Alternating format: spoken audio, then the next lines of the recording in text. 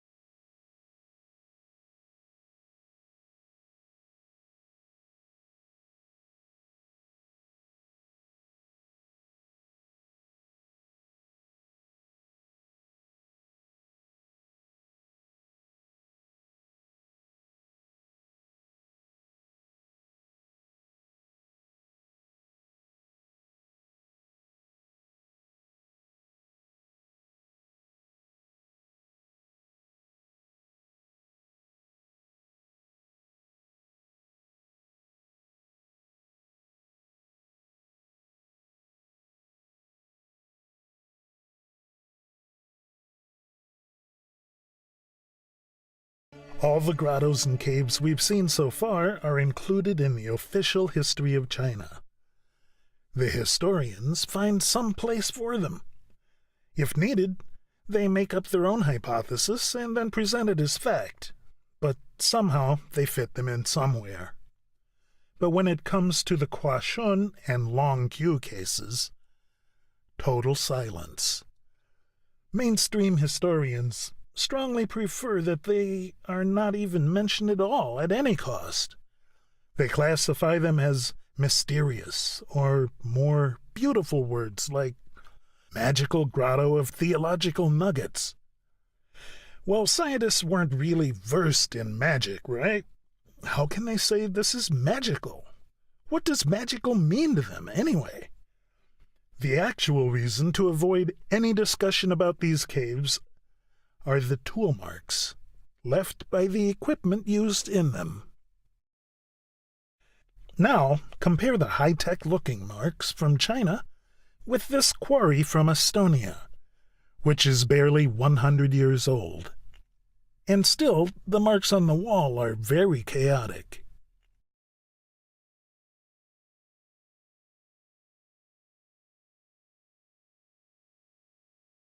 And now, compare the historic Chinese tool mark with the latest modern equipment tool mark.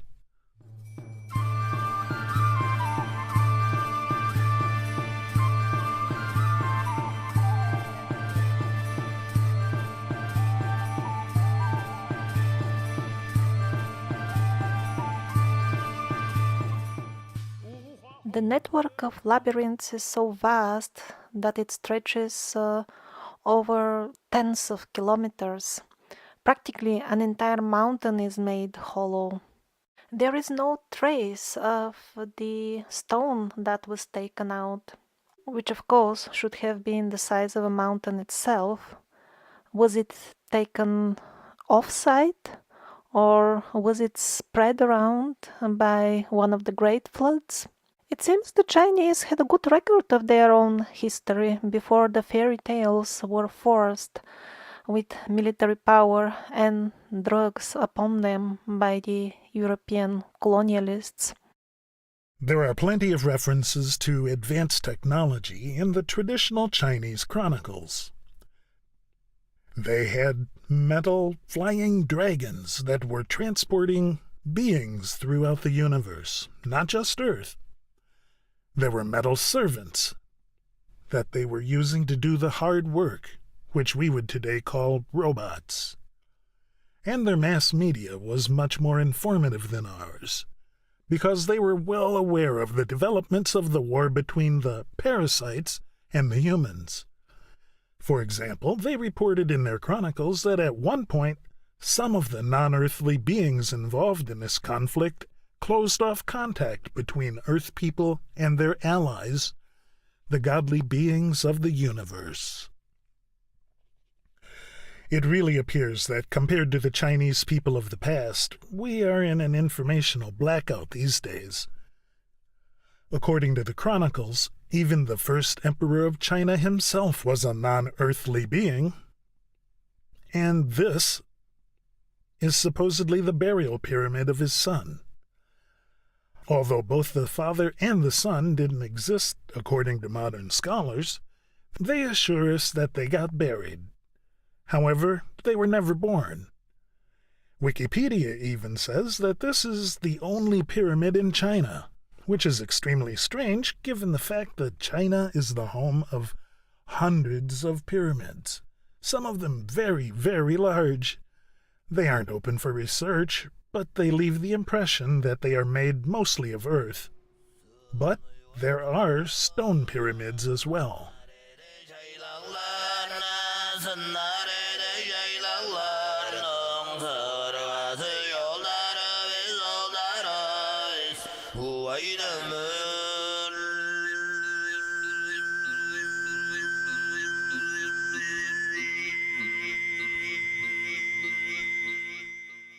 Now let's visit an actual ancient historic site in China to see how it matches the history. It looks kind of newish to me for a person who lived 8,000 years ago.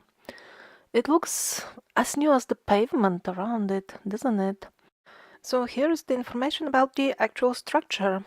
So the emperor lived 8,000 years ago, but only in the imagination of the people. Then they made a tomb for him 1,000 years ago. And as far as the actual thing, it says When the tomb was renovated 300 years ago, the entire complex had long disappeared. Pardon, this is not renovation, this is building from scratch. So 300 years ago, somebody made something pyramidal here. Probably the stones we see actually are 20 or 30 years old, if not much less. And this is shown to the people as an evidence of the many thousands years long history of China. And also this type of sites are shown to the tourists as being 2000 years old. How come the wood didn't rot or petrify? This is not in a deserty area. These structures were recovered from the damp soil, and if they were indeed that old, they should have completely rotten by now. And then a Swiss watch found in a 400-year-old Chinese tomb. And then the red herring of time travel. Probably that's what it is. Not that finding out the truth about time travel is less important than finding out the truth of our origin, but when we are sent to the wrong address to look for the wrong thing, we won't find out the truth, neither about time travel nor the dating of the actual tomb.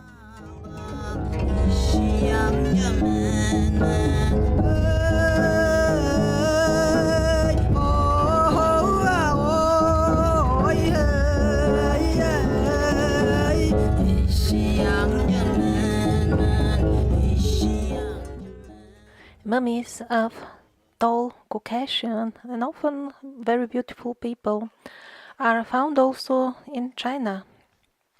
But yet, their role in Chinese history is largely or completely ignored. And the reason for that doesn't seem to be that currently the Asian race resides there, even in places like Australia, New Zealand, Egypt, South America, where actual Caucasian people live even nowadays. Still, such mummies are found, and they are always excluded from history. So it seems to be a centrally managed thing. And by the way, in the modern countries where people of this type, tall and white, still live, the project aiming at replacing this type of population with other people are still carried out under the flag of fighting racial discrimination. All kinds of rules and laws are enacted, and if you read them carefully and see them in action, you will always notice that they create that discrimination. They start with talk about equality and end up with rules which favor only one certain group.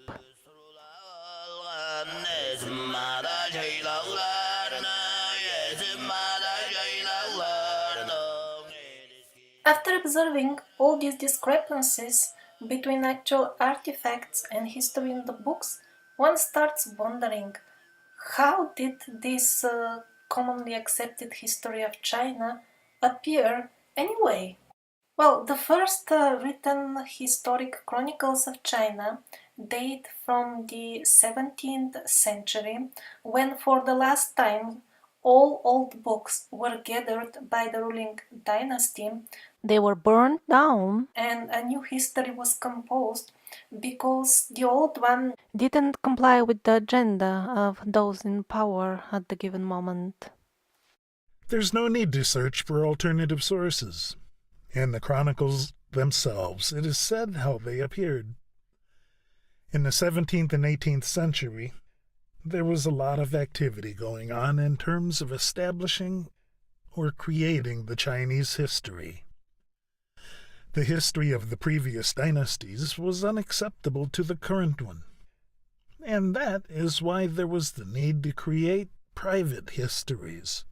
That is what they called it. In the year 1772, the government collected every printed book ever issued in China. The process of gathering all the books continued for 20 years. The committee that oversaw the collection of the books consisted of 360 men. All books were separated into 4 categories. After a couple of years, 3,457 of them were printed again in a new form. And the rest of them, mainly 6,766, were only catalogued, but some under different names. And this complete rewriting and issuing of completely new books happened at least 3 or 4 times in the history of China. We don't know exactly how many times, because there were no records from one rewrite to another. And each time there was a language reform, which made it very difficult for the people to understand the older hieroglyphs. The hieroglyphic writing of China is one consisting of symbols, and as people were forced into language reforms, they not only lost part of their history, which could no longer be recovered from the old chronicles, even if they wished to, but most importantly, they were losing connection with the paradigm of the advanced old civilizations which laid the bedrock of their culture. So what is the aftermath of these language reforms and a writing of private histories? Anybody who has tried to read the chronicles that are available unanimously agrees that this is the most chaotic and unsystematic historical record that they can imagine. So these murky waters of the history of China gave scope to the modern history fabricators to run their imagination wild. And they did so without any pang of conscience whatsoever. And so we read about fairy tale kingdoms that existed thousands of years ago. And what is the dating based on? I would really like you to show you the basis of their dating. The bases are, quote, the well-recorded, sophisticated astrological observations that were running in an uninterrupted line in China for thousands of years. Now please pay very close attention because I'm gonna show you those continuous records of sophisticated observations. Here is the proof in its entirety.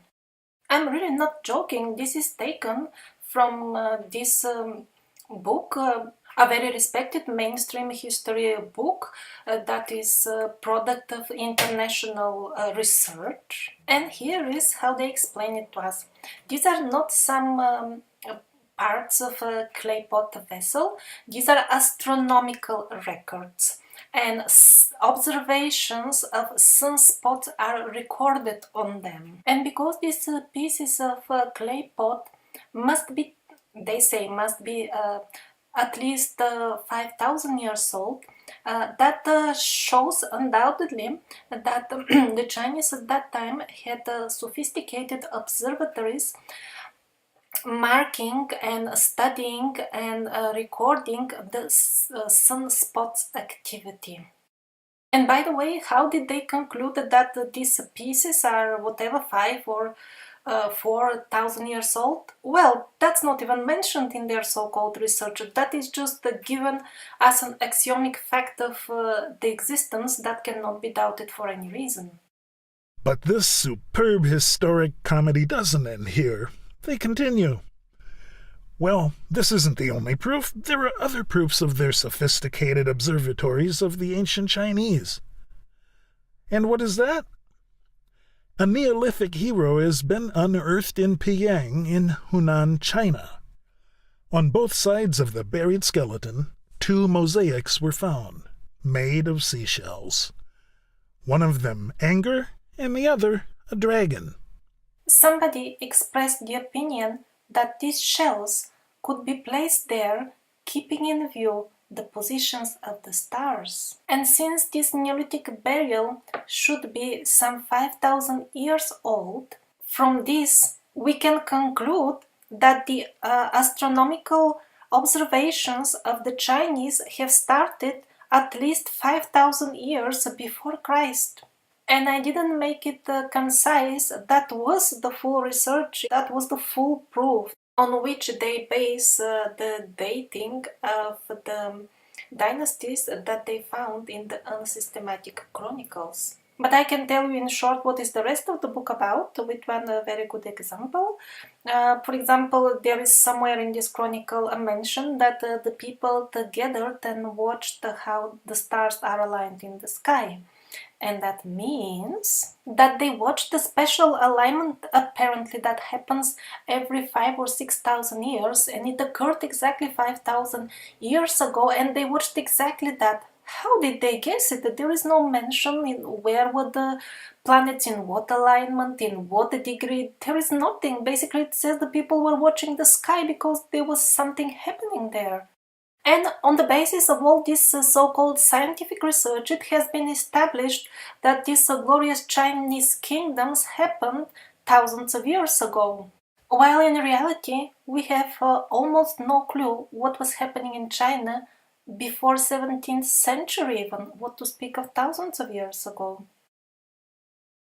On one side, the Chinese historic records were corrupted by continuous language reforms and burning of old books. On the other hand, the general population was helped into forgetting the original advanced culture that they had some connection with by rewriting their hard disk with the help of opium. The British could not colonialize China, and that is why they had to find an alternative method to undermine their culture from inside by poisoning them. Not all drugs are poisonous and addictive, but the way opium was used in this case was absolutely negative. And although modern interpretations of the full development with the cunning introduction of opium in China by the British is always presented as some sort of economic operation for profit, please don't forget that it is the smaller players who are after money, those who only fulfill orders. Those who are on the top are not after money because they issue money, they create money, they can create as much money as they want for themselves, and they do it by simply printing more and more and giving them to friends who would do them favors in exchange. So those on the very top were not chasing monetary profit. Their aim was lowering the human consciousness, erasing the human memory, and rewriting the very definition of what human is. Because the original humans were beings of goodness, beings that naturally live in harmony with nature and the cosmos.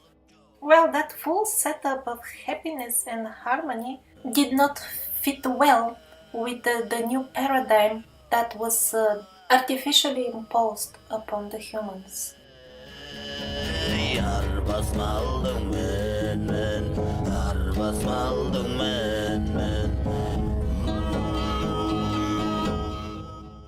Amongst the artifacts of Chinese culture called Hongshan, we find this interesting statue, very much resembling an Egyptian goddess or the samurais we saw in the previous episode, or Lord Shiva from India. He is also depicted with a crescent in his hair, so it looks also very similar to this. And of course the mummies and many other similarities in elements of art and culture of any sort prove that the Chinese were well connected with the world and this worldwide culture. I may call them survivors, others call them gods, deities, or even aliens. But don't be confused by the different names. At the end, it boils down to the same thing. Tall beings who came and mixed with the simple local tribes and taught them philosophy, art, crafts, and culture. But from those relatively far away times, sadly we don't have any records from China due to the book burning and writing of so-called private histories after that. The earliest relatively reliable records that we have are from the Manchu dynasty. Now, it really seems that these Manchu people were the last wave of survivors. First of all, they were foreigners. Their language is alive till nowadays in some villages. So we know for sure their language is radically different from Chinese. Just look at the architectural style of the Manchu people, and there will be no questions left in terms of their origin. No, this is not a mistake. These are ruins in China, not in Europe. And by the way, there is linguistic evidence that originally the very name of the dynasty Manchu originated from Mogul. And those are the same Moguls that were the last wave of survivors in India. And currently they are on purpose confused with the Mongols. The people of nowadays Mongolia were certainly part of this worldwide culture, and certainly its influence was stronger, as we said, in East and Central Asia, where Mongolia is located. But to put an equation mark between the modern Mongolians and the Moguls or Moguls mentioned in the older texts is a mistake. For example, in the Chinese chronicles that we are talking about, this is the description of the Moguls. Very tall white people with blonde hairs and blue eyes. And that's how all other contemporary writers describe them. So how do the mainstream historians read these chronicles? Exactly like the devil reads the Bible. Aha, so here it says Mongolians lived in China. Correct, yes. Mongolia is close to China, so there was some mixture, yes. And they don't even tell you that it is not Mongolians but Moguls. And as far as the description of the outer appearance of these Moguls, that's deleted. Just skipped, as if it is not there. The Manchus themselves claimed that they are descendants of a dynasty which ruled over the entire earth. That would be kind of a ridiculous and out of place claim if they were indeed the small insignificant tribe that the mainstream historians are convincing they were, so obscure that nobody even ever recorded anything about them. But such a claim would be completely normal if the Manchus were indeed descendants of the rulers of Tartaria, who seem to have had the last connection with Hyperboreans. And by the way, a lot of the material in this episode is just concise quotes from the works of Anatoly Fomenko. A lot of it is translated in English and published for free on his website. So if you want to find a lot more interesting stuff, you can visit the website. And by the way, the Manchu dynasty ended up in China, again fleeing from Siberia, or at least some part of them. Some other records suggest that others come from the nowadays Macedonian territories. It was most likely an international gathering of survivors. Part of them went to Japan and founded the samurai dynasties. Yet another division of these warriors settled in China. So what were they fleeing from? Why did they abandon their homeland?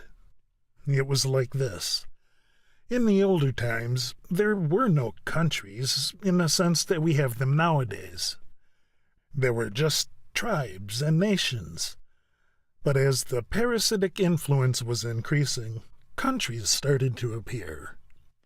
The parasites began to use the tactic of divide and conquer amongst those countries to have the people kill themselves, rather than having an all-out war against the parasites. When the survivors also found themselves already in such a situation, they also had to make some sort of a country, and that was Tartaria, which was immediately broken into pieces, and then these pieces were defeated separately. The last standing one, or at least one of the last standing, was in Siberia. And when the last piece of Tartaria was defeated by the newly formed Russia, the general population simply remained to live on the land where it was born, and gradually its memory was washed away by the mass media. But the army, the military force, they didn't wish to settle of such life which seemed like slavery to them, and instead decided to flee to relative safety, China and Japan. There are some remnants of their style of combat.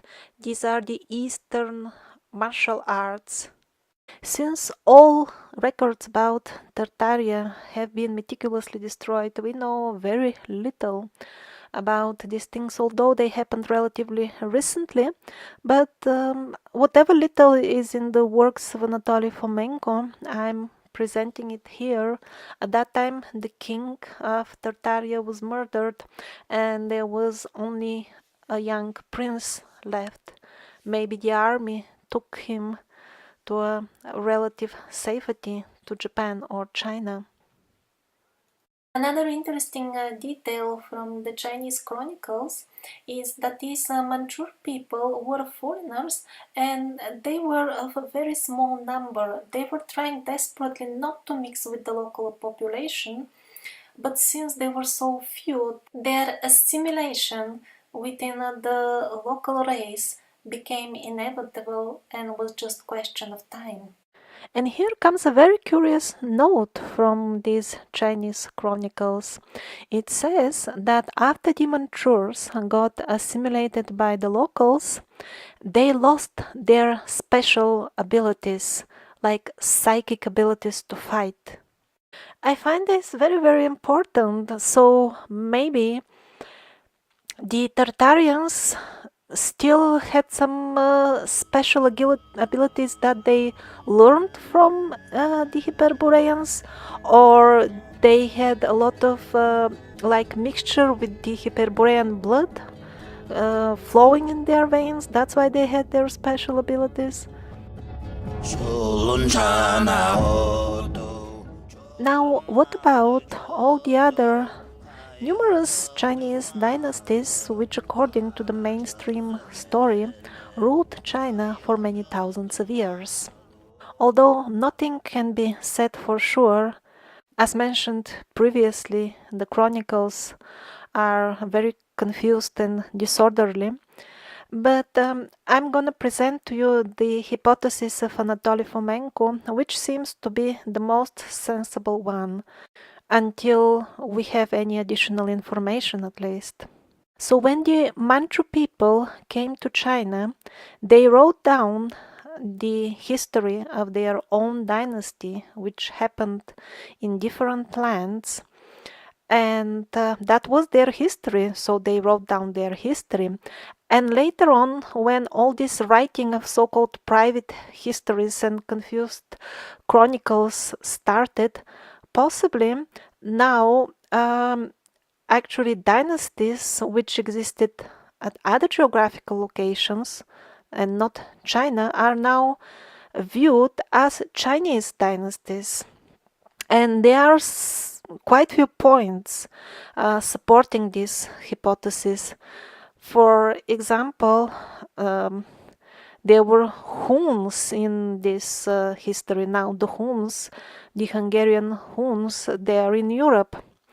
Okay, just one name cannot confirm anything, but the neighbors of the Huns were the Serbi. Now, Serbs, these are the Serbian people. In their own language, they call themselves Serbi.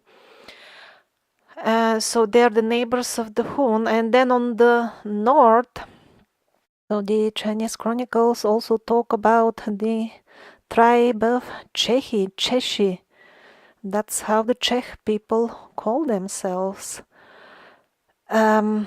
Yeah, so what about Czechs in China in mainstream terms? All these tribes, the mainstream history has one solution for all of them. Well, they existed in the past and now they have disappeared. Did they disappear, all of them? Or maybe they are well and living in Europe? The north of where the dynasties were ruling, I mean, were the Sveni or Shveni, and this is how the Nordic people of Sweden call themselves. And they certainly are located in the north, but it would make more sense if you're, let's say, in Europe and you say they're in the north. If the chronicles were written for China as we know it today, that would be east. So these are just some resemblances in terms of the names of the tribes. Now there is a lot common in the events which happen in this Chinese history, too many parallels with the European history. It is very interesting. Again, if you wish, you can find it for free online in the works of Anatoly Fomenko, probably also in English.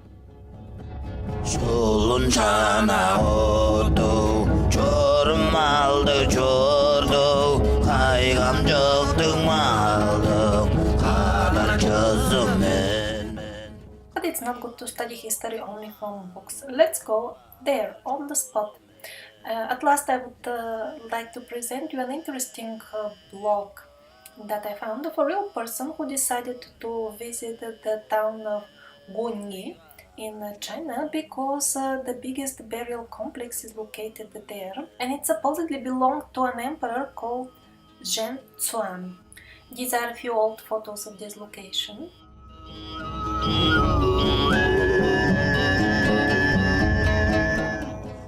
Well, it all looked very different nowadays. In the beginning it was kind of okay, like these photos. But when he started walking around, he discovered that the Chinese can have a very practical attitude towards history.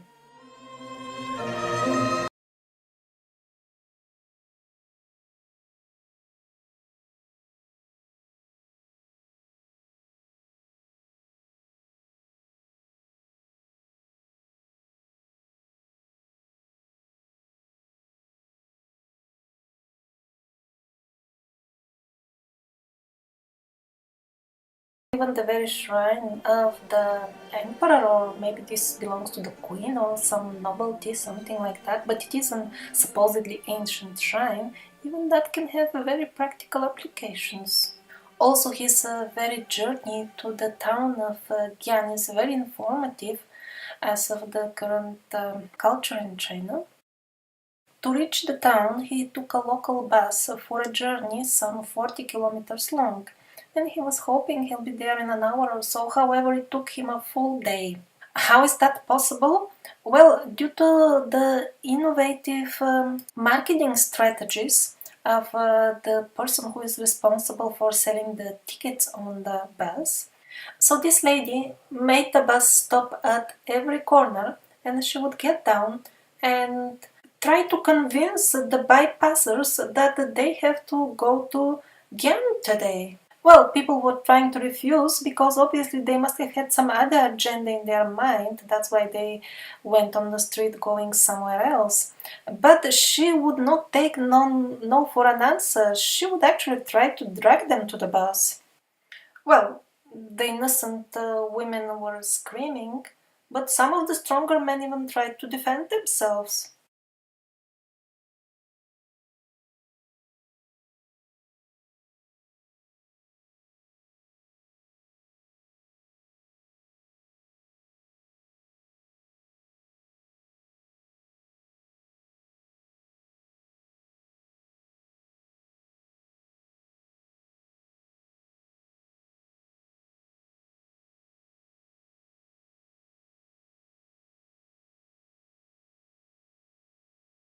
To me, it really looks like something cast out of beton. And probably that's what it is exactly, as we are gonna see in the next episode, I believe.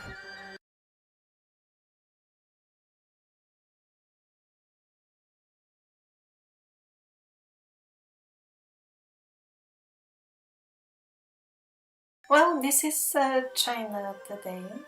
Hopefully the modern Chinese people will do something about it. Otherwise, all the glorious kingdoms which lasted 8,000 years may suffocate under a couple of meters of plastic bags.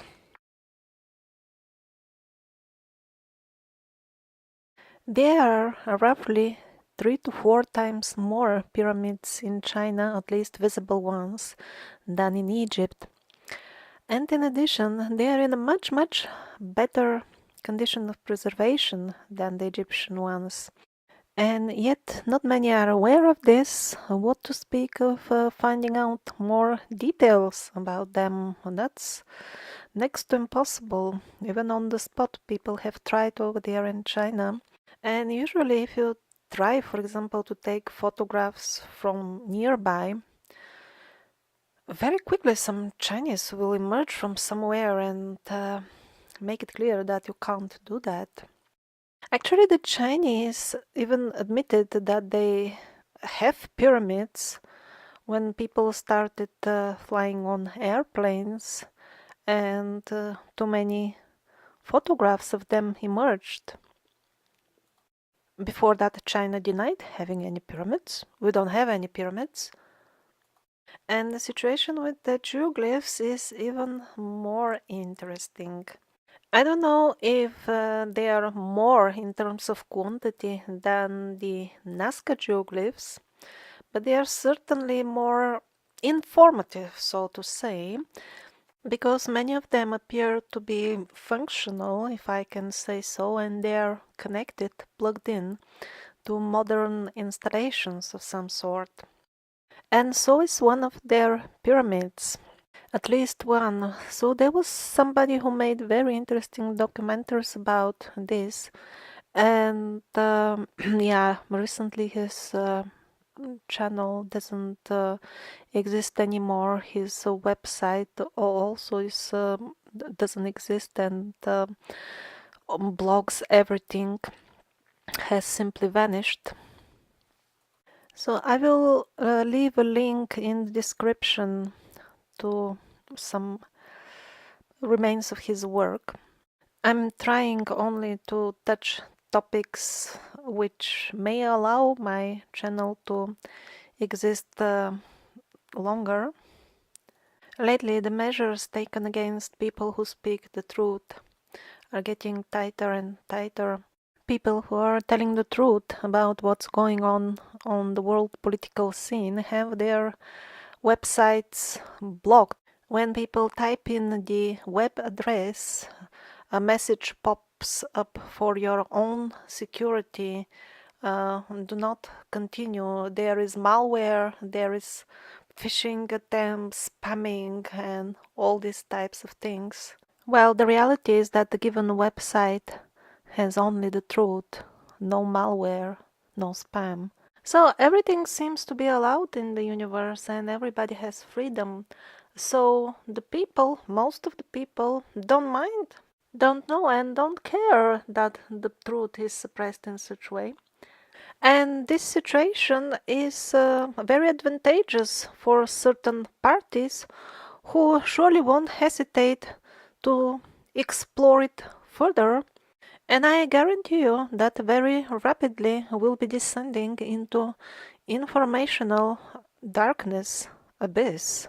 Whatever you hear, whatever you see, everything will be a lie. You won't be able to trust your own eyes even. Because in one of my recent videos we saw how certain filters can be put in front of the image of the sun.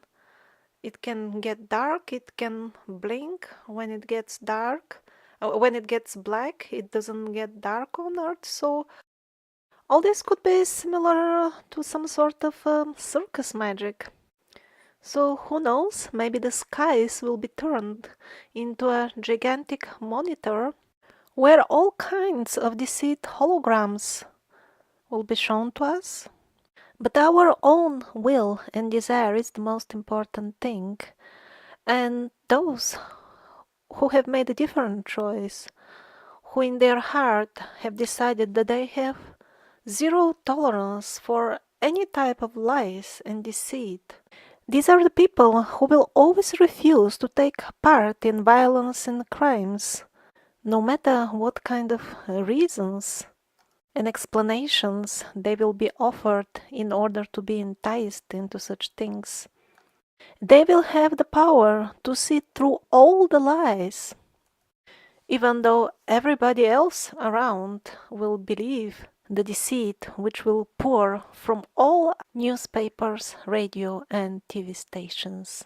And these are not predictions based on the Bible, these are predictions made on the basis of what has been happening to people who speak the truth within the last couple of weeks.